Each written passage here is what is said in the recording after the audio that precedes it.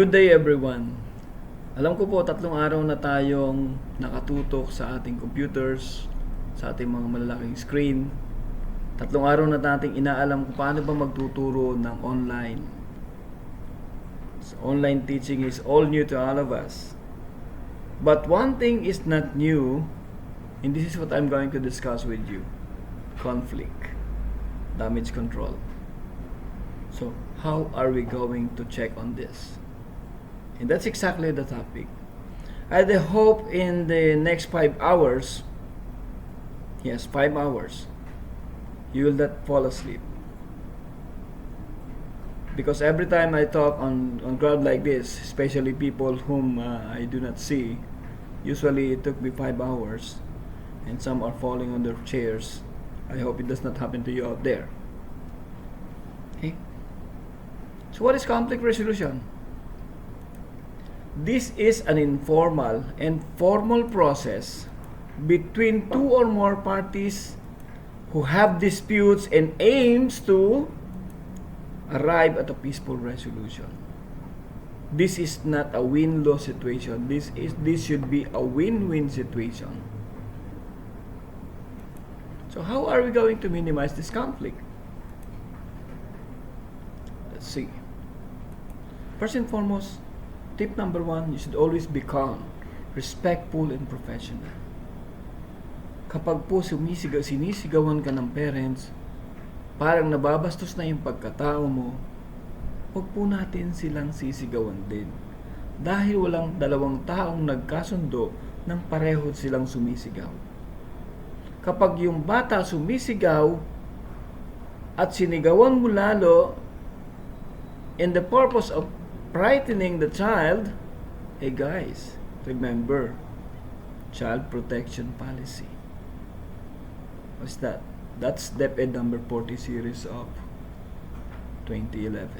If my memory serves me right. I hope I am right by this time. So, do not retaliate against parents. If they shout, do not shout. Speak in a moderate, audible voice. Yung naiintindihan po tayo.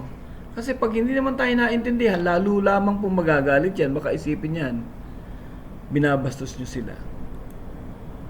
Next, no patronizing, demeaning, or negative remarks about the parents or the child. Okay? Kapag po tayo ay nasa harap ng magulang, tandaan po natin, ang pinakamagandang nilalang sa mata ng mga magulang ay dilit iba't kundi ang kanilang mga anak. Pinakagwapo yan. Kahit na mukhang sinampal ng sinelas, gwapo pa rin po yan. Kahit mukhang nasubsob sa abuhan, maganda pa rin po sila sa mata ng kanilang mga magulang. Sometimes it's not okay to be overly honest. Kung hindi mo kayang sabihin maganda, sabihin mo, wow, ang cute naman po ng inyong anak. Huwag po tayo magbibigay ng negative comments. That will surely ruin the day. At matatapos po yun sa conflict. Number 3, educate the parents, the students, and yourself about the policies of the school. And why so? Simply because if they know the policy and they know it's wrong, they will not violate it. If they violate it, it goes without saying that there is a deliberate intent. Sinasadya na po yan. At pag sinasadya po yan, ibig sabihin yan, tinatasahan po ang kakayahan ng eskwelahan na magpatupad ng kanyang mga panuntunan. Pero hindi lamang po ang parents at ang mga mag-aaral ang dapat alam ang ating school rules and regulation. Maging kayo man na mga guro o maging mas mula po sa pinakamaliit na kantiner hanggang po sa principal ng eskwelahan, isama na po natin ang ating mga administrator. Dapat po alam ang policies ng eskwelahan. Do not be caught flat-footed, not knowing your own rules and regulation. Next, listen carefully and attentively. You know, it goes like this. When a person has a problem, he does not need an advice. He does not need an advice. He needs what? He needs a good listening ear. Kailangan lamang po sa taong masama ang damdamin na mayroong makikinig. Hindi nga po ba sa principle ng guidance and counseling, kaway-kaway po sa mga guidance counselor ng sistema. Magandang araw po sa inyong lahat. You should not give advice, but always give counseling. Kasi pagka nagbigay ka ng payo, pag sinunod ng bata at medyo hindi inaasa ang nangyari ay yung hindi niya inaasahan, masisisi pa kayo niyan eh. Pero kung makikinig lamang po kayo, dahil yun lamang po ang kailangan niya, tinitiyak ko po sa inyo, maghihiwalay kayo ng maayos ng sino man na nagbibigay sa inyo, lalabas sa inyo ng problema. Remember? Listen. Sometimes our stakeholders just need a listening ear. Merong galit na parents. Hindi mo alam kung bakit galit na galit. Yung pala kailangan lamang niya ng makikinig sa mga sinasabi niya. Dahil pakiramdam niya pag pinakikinggan siya ng eskwelahan, siya ay importanteng tao. Alalahanin po natin, isa sa pinaka-importanteng tao sa MCA, NCLC system ay ang ating parents. Bakit? Sila po yung nagdadala ng mga mag-aaral natin.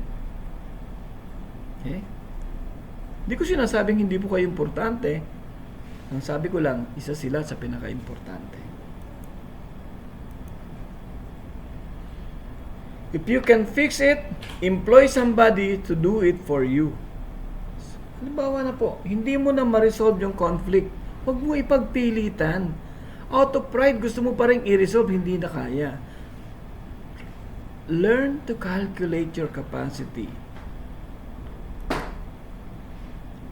Maybe you're not the right person who can settle the dispute. Call somebody. Call someone. It's not always you. Kahit po ako ay sobrang tagal na sa sistema, hindi man yun na itatanong, 25 taon na po ako dito sa aking ginagawa. Sabi po nila, ako po ay isa ng alamat. Yung pong buhay na alamat, yung buhay pa mukhang alamat na. Po. Minsan may mga problemang hindi po natin kayang lutasin na nangangailangan tayo ng ibang tao. Lalo na kung yung magulang ay hindi masyadong naniniwala sa atin. At karanasan po yan. Karanasan po ng inyong lingkod. May mga magulang na makita pa lang po ang inyong lingkod eh naaasar na. Kasi napakayabang ko po talagang tingnan. Pasensya na po. Sometimes it's okay to disagree. But know it when. When are we going to disagree? After you have discussed the issue and attempt to resolve it, after you have avoided the long argument because it's not healthy, after you have documented the disagreement because you can simply come out with a common solution. It's okay to disagree, most especially if the welfare of the school is at stake. Remember, we should always be protecting our school. It's okay to disagree when the welfare of your colleague is at stake, especially if your colleague is really, completely innocent of the accusation. Then is the time it's okay to disagree. Now, what are you going to do with this documentation of the disagreement? Bring it to other people. Have somebody analyze it. It's not on you. Why? Because it's you who gets the first encounter. And you fail to resolve the conflict. If you fail once, don't do it again. Conflict resolution is a one-time stunt.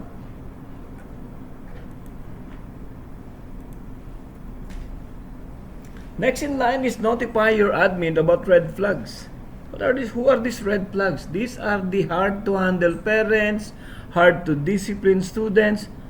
Notify them immediately. Why? So that when anything happen,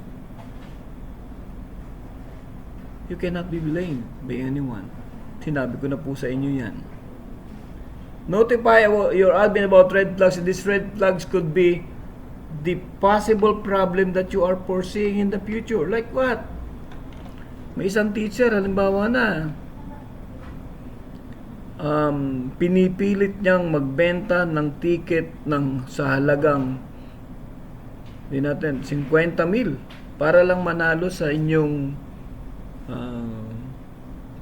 parapol. Mahal ho ang magulang, lalo na kung 50,000 na ho yan Pantuition na ng bata yan. Dapat, we should be always on the moderation. It's okay that we have this winning spirit. But if that winning spirit of yours, guys out there, is going to ruin the good name and reputation of the school, please, modify. Okay? Settle down for the second test. Because, why should you notify? Because the duty of the subordinate is to supply your superior with the right information. Hindi yung mapabuti ka lang sa paningin ng iyong boss, sa iyong principal, sabihin mo kagad, ay naku, kayang-kaya yan, ma'am. 50,000? Panis. Wala akong ganun. Dapat win-win solution. Huwag tayong magsasabi sa ating mga, hindi naman ho nagagalit, yung pala galit na. And you are always believing that you can resolve it. Before you know it, the complaint is already in the other forum. Yung pala, nirereklamo ka na sa social media. Sumasama na ang inyong mukha ng eskwelahan sa social media. Okay? So, always tell the truth to your superior. As subordinate, it is your duty to feed your boss with the right information. No sugarcoating, please. Pag hindi na nakaya, involve a lawyer. Surely, a lawyer's letter will dissolve the red flags. Sino ba sa inyo rito ang gusto sinusulatan ng abogado? Samantalang makatanggap ka lang ng sulat mula sa isang abogado, ang tingin mo na doon, malaking problema. Dahil, pag sinagot po yun, kailangan nyo rin ng abogado. See? Now, and since conflict is always coming from dealing with people, I'll give you some tips on dealing with people. Number 1, do not criticize. Sinabi ko na ho ito kanina. Nobody would like to be criticized. Be it good or not, if you criticize somebody, the first sound of your criticism is negative. I'm sorry to tell you that. Have self-control. Kahit gustong-gusto mo nang sabihin, alam mo misis, hindi ho maganda ho yung ginagawa nyo, hindi ho maganda yung ginawa nyong costume. You can always say it in a different way, but arrive at the same result. Control yourself. Be understanding and forgiving. Ang kailangan ng tao ay yung taong uunawa sa kanya. Kung konti lang naman ang problema, palusutin na natin. Halimbawa na, ang inyong kota ay 55,000. Nakapaglagay lang yung parents ng 54,000. Okay na po yun. 1,000 na lang naman eh. Do not condemn. Nobody wanted to be blamed. Remember that. Nobody wanted to be blamed. Halimbawa na po sa isang sa isang competition. Yung anak niya natalo. Pag sinabi mo sa kanyang, ma'am, kasi kaya natalo ho anak niyo kasi ini-spoil niyo po sa pagmo-Mobile Legend eh. You don't do that. Guys, you don't do that. Ang sasabihin sa iyo ng magulang, sir, nahirapan na nga ng career review at kapapractice ang anak ko, sisisihin mo pa. A little luxury, a little, what do you call that? A little, yeah, I'm running out of word here. Wait a while. A little form of, what's that? What's the word? Let me see.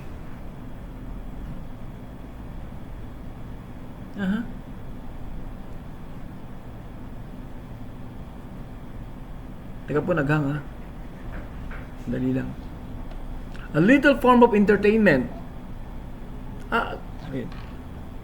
A little form of entertainment, aagawin niyo pa ba?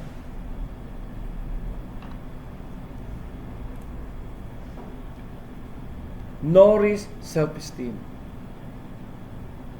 If you deal with other people, if you deal with your student, make sure that you are uplifting the self-esteem of the student. Every person has the craving to be appreciated. Sino po ba naman ng taong ayaw nang siya ay pinupuri, nang siya ay pinapahalagahan?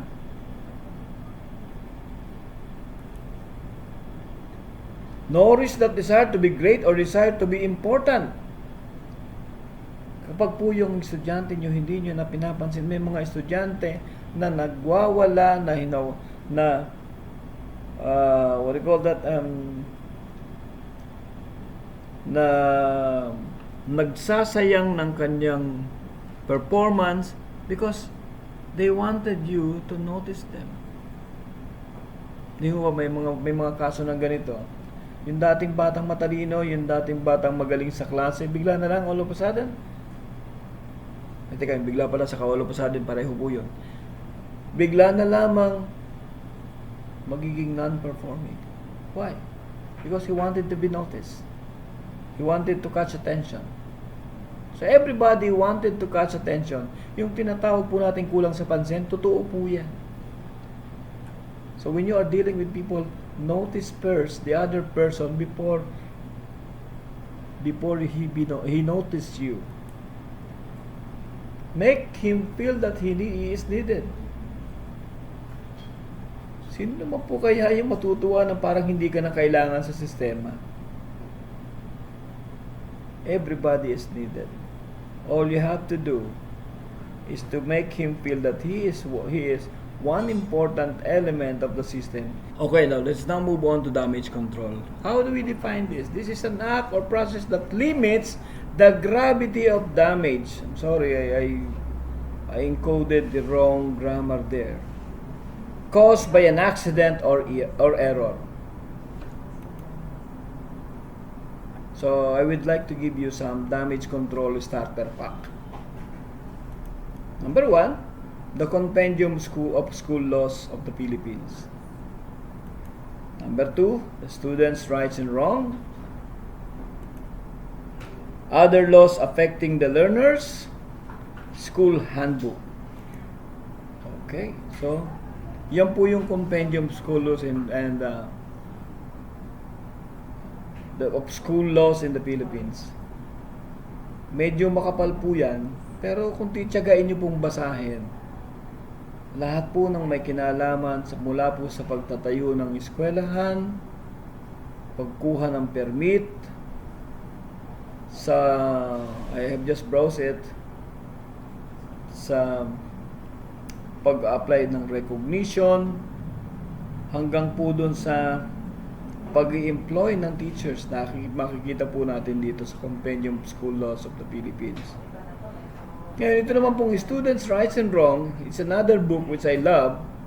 These two actually guided me along the process or along the way of my job as the Prefect of Discipline of the National Christian Life College. Kung papansinin niyo po yung pabalat niya, yung kanyang cover, luma-luma na po yan. That is the actual picture of my books. Para pong comedy, pansinin nyo. But this is a very sensible books. However, you cannot find this in some, or rather in some popular bookstores. I think you should look for it at the law office of Attorney Olan Sarmiento, the Dean of San Beda College of Law.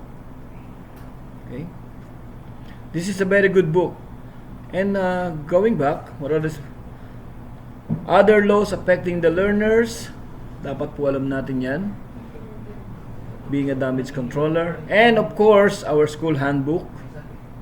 Ngayong taon po, hindi muna tayo magre-revise ng school handbook. I'm still convincing people not to revise it for now because I believe that this new normal is not going to last that long. But this will be just a temporary. I hope this will be temporary. So we will be simply adding some addendums to our policy without nullifying the old handbook. So we can still use this old handbook. How to conduct this damage control? First rule of thumb is analyze the situation carefully without bias. Do not fall into the trap of your emotion.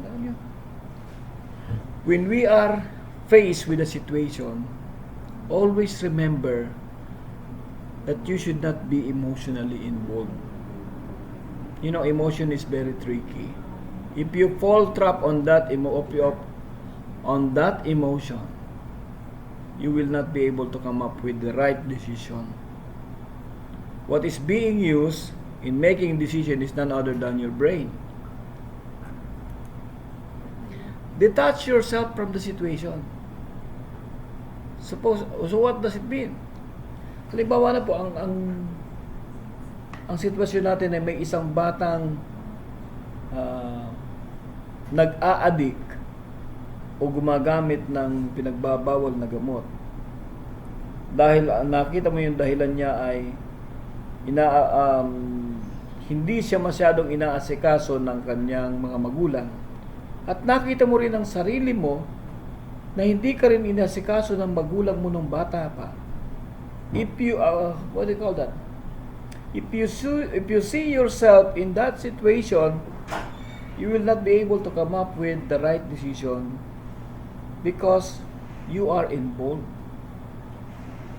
So the rule of thumb is to detach yourself from the situation. Next is due process. Always hear the both sides. Investigate carefully. Hindi po pwede na ginagawa ng isang damage controller o isang discipline officer na pag may nagsumbong ng ganito, alam mo sir, alam ko kung sino kumuha niya, pero wag mo pong sasabihin kung na ako ang nagsabi. Pagka po ganyan ang sitwasyon nyo, huwag nyo na pong ituloy.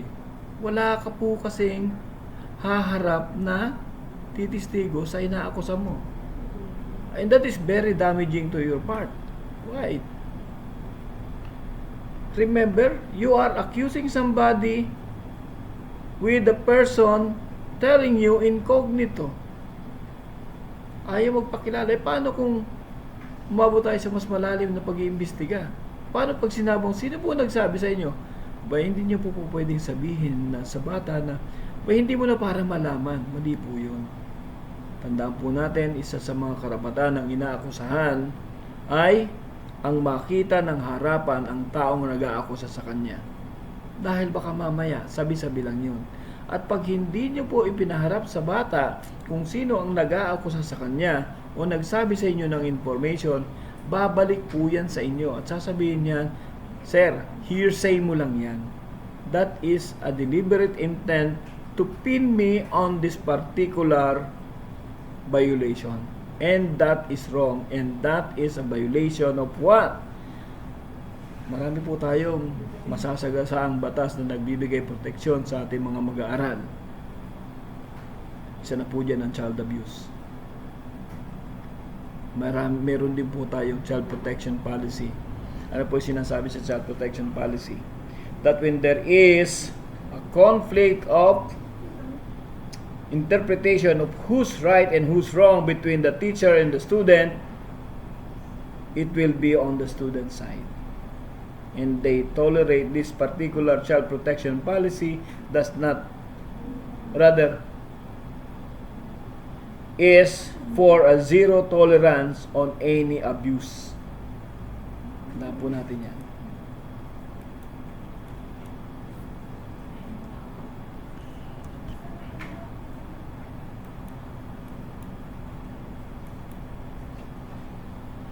Number 2, silence is the best weapon of the strong. Wow.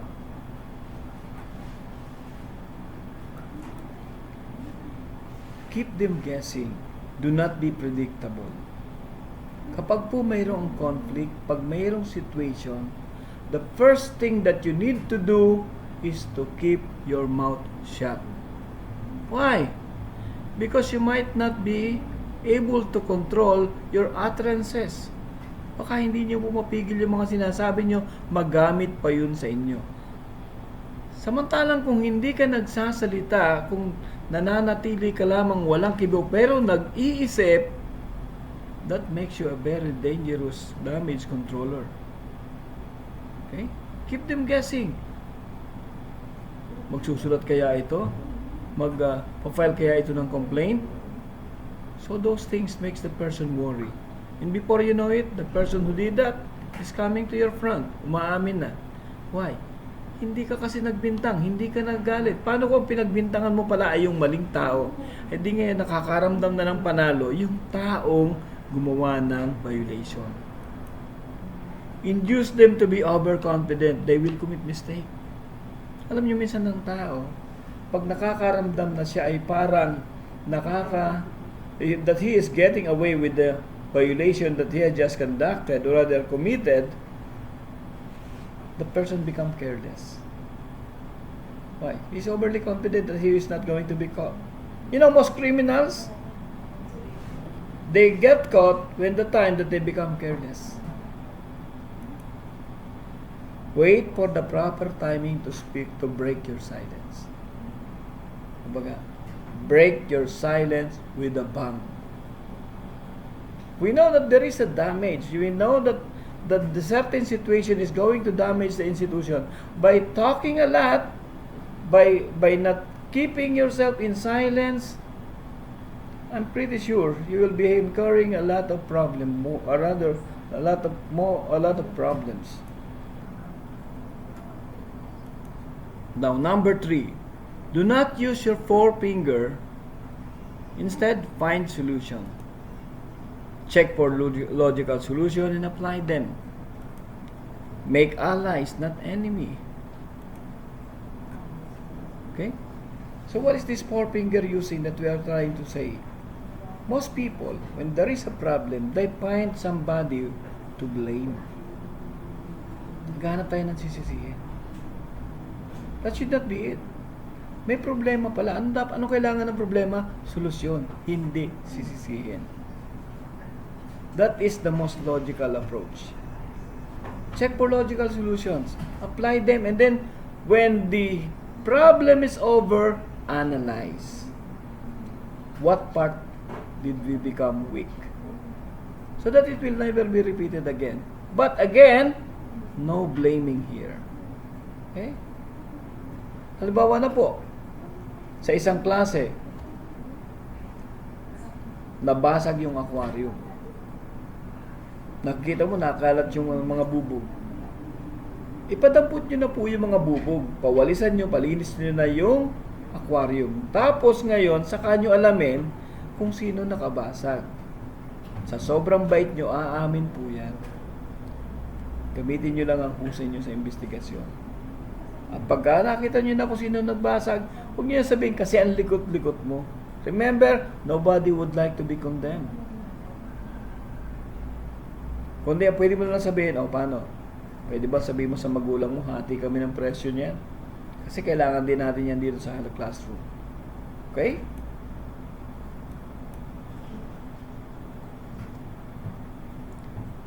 Assign the source of information. Halimbawa na masyado pong malaki naging problema. Sa isang eskwelahan, halimbawa na merong classroom na huwag naman sana mangyari, nasunog. Siyempre, magiging talk of the town yan. Yung immediate community natin, magsasalita. Magtatanong. Hindi po pwedeng lahat ay nagsasalita at lahat ay sumasagot. Dapat po isa lang ang pinagmumulan ng ating information. Bakit? Bakit po? Kasi more talking means more tendency to commit mistakes. At ayaw nating mangyari doon. Ayaw natin yan. Have one person to give the official statement. And lastly, filter all the information to be released. Hindi po pwedeng maglalabas tayo na ura-urada. Kung hindi, piliin lang natin yung ibibigay natin for public consumption. Minsan, nagiging tanyo pansinin niyo po, yung mga malalaking university, bago po sila maglabas ng official statement, tapos na yung investigasyon, meron na silang nagawang desisyon, may nagawa na po silang aksyon, saka po sila maglalabas ng statement. So, hindi na sila mababalikan ng mga tao. Hindi ka na magiging talk of the town, hindi ka na magiging viral sa social media. Alam niyo po, ang masakit ngayon. Ang social media ang paboritong armas ng mga batang walang magawa. That's the culture. Pag hindi nadaan sa Twitter, sa Facebook, dadaanin ka sa Twitter. Pag hindi nakuha sa Twitter, may Instagram pa. Mabuti na lang po, wala na Friendster. O kaway-kaway po sa mga taong nag-Friendster pa dati. Loyalty check. Number 5. Remember this, the student comes and go, but your colleague remains with you. Wow, there is a rhyme. Students comes and go, but your colleagues remains with you. Alam niyo po, may mga kasama tayo sa industriya ng pagtuturo na masyadong nagiging close sa estudyante. Wala naman po sanang masama doon. Kaya lang, pag ang ating closeness sa estudyante ay nagbubunga na ng disloyalty sa ating institution, masama na yun. Bakit po? Ang ating mga mag-aaral, nandyan lang yan ngayong taon, pangalawang taon, pangatlong taon, pagkatapos yan, iiwanan na tayo. Pero yung kasama mo, na na-damage dahil pinaburan mo yung estudyante sa kanyang mga maling paratang, kasama mo yan hanggat nasa ministry ka. Yan ang magkukumot sa iyo kapag giniginaw ka. Yan ang magsasalba sa iyo pag nasusunog ka na. Yan po dapat natin tingnan. Students and parents comes and go, but your colleagues remains with you. Pahalagaan natin ang kasama natin. Hindi po ganon kadaling kumuha ng kasamang maayos. Huwag natin silang tulungang mapariwara dahil ang ating loyalty ay nagka-problema. The institution is your root. Remember, no branch live apart from the tree. Defend your fellow, but remember, police them as well. Ipagtanggol mo siya sa labas, ipagtanggol mo siya sa kahit kanino na nasa labas ng institusyon, pero pagdating mo sa loob, pagalitan mo yan. Bakit? Sino magagalit dyan na gusto mo? Yung tao nasa labas? Hindi ko tama yun. Marami na po akong nakasama sa NCLC. Marami dyan ang nasabihan ko na umayos ka. Pero kapag dinadamage na po sila sa labas, ako yung nagtatanggol sa kanila. Kung kaya ko pong gawin. If I am in the position to defend them, I will with all my strength. Because I don't want any of my colleague to be down. At the end of the day, my colleague is my colleague. The student, they simply come and go. The parents, they simply come and go. After 2 to 3 years, maybe you will never have, that person hardly remembers you. While your colleague is still with you. Now, I'll give you some steps to follow when handling parents or handling conflict or doing some damage control. First, dress at your best. Kapag humaharap po tayo sa magulang, lagi po nating ipresenta ang sarili natin sa isang mas maayos na pananamit. Remember, you are representing the school. Ang kapintasan mo ay kapintasan po ng paaralan. Next, offer something to eat before starting the conference. Alam niyo po, kahit na galit ang magulang, my first damage control is to offer him something to eat like, coffee sir, drinks. Anything I can offer you, sir? That's my first line of defense. Kasi ang taong binigyan mo ng ganung pagpapahalaga, mababawasan ang galit sa iyo. Kahit po yan nagtataray, I'm pretty sure, upon the sip of coffee, the coffee melts all the irate feeling inside the parents. Listen first and listen with comprehension. Muna nating piliing makinig kaysa tayo yung unang dumaldal. Dahil ang may kailangan ng pakikinig yung pong mga magulang. Calculate your statement. Do not let your words turn the table against you. Huwag tayong masyadong burara sa pagbibigay ng statement natin. Always think before you open your mouth. Okay, look for some points where you can both agree. You know, the tendency for any two conflicting party is to have different point of view. But there is always a middle ground. Look for that. It's just around. Don't you worry, you can find it. Example ko nga po dyan, minsan yung magulang gustong kunin ang card pero hindi ho pa ubayan. Naturalmente, hindi natin ibibigay. Bakit? According to the law, when a student has financial or property obligation, the private school has the capacity to withhold all credentials. Simple as that. And they cannot deny that. But for an irate parents, the next question is, paano na po makakapag-aral ang anak ko? That's a big question. May kasama po yung condemnation.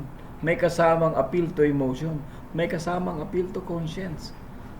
Kung ikay magulang and you are not detaching yourself from the situation, mag-iisip ka, o nga, no, paano kaya? Kung ikaw naman po ay hindi magulang at meron kang lawyer's tendency, the next answer could be, bakit po naman parang pinapuproblema nyo sa akin ang bagay na dapat kayo may problema? Pag sinabi nyo naman yung huling sinabi ko, tsak may kaabay kayo talaga.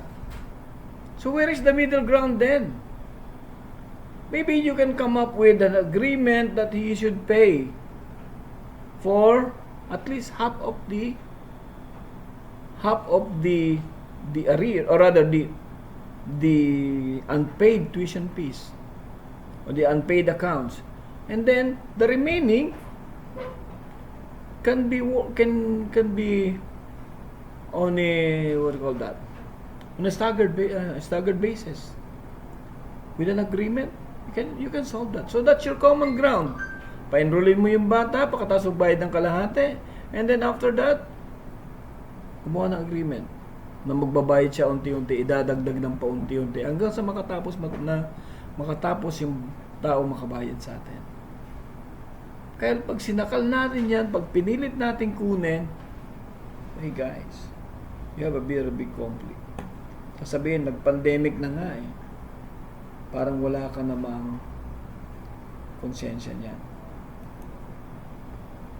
Now, another step is, if it is good, if it is for the good of the school, sacrifice your pride. Minsan tayo mga guro may ganito. Ayoko, bagsak ka talaga eh. Ayaw mong ibigay. Sir, kahit na po 75, pasan nyo lang kasi po, gagraduate na po ako. 5 taon na po ako sa grade 12. Imagine mo, 5 taon na sa grade 12. Bakit? Ano ba general average mo? 73 po. O 2 points pa. Yung bata, sinabi sa'yo, sige po, kung hindi nyo po kayo papasa, magpapakamatay na lang. Well, pagka po ang bata nagsabi sa inyo ng gano'n, check it as a red flag. Paano kung tutuhanin? Can you take it in your conscience? Paano yung isang kaso ng estudyanteng nagpakamatay, tumalon sa kondo dahil sinisisi niya ang eskwelahan? Ano nangyari sa eskwelahan? Naging talk of the town. Kung ganun lang naman kaliit na bagay, bigyan mo na lang ng extra work. Like, huwag kayo magpapaproject ng book, ha? kailangan ang project na idadagdag nyo sa kanya bilang extra work ay related din. Ang subject nyo, PE, pinag-project nyo ng kalan, hindi ko tama yun. Okay? So if it's for the good of the school, sacrifice a little of your pride. Kahit po may pride tayong hindi pumapasa ang hindi pasado, please consider that. And lastly, guys, this is the most important message which I would like to tell you. Thank you for not sleeping. Have a good day ahead.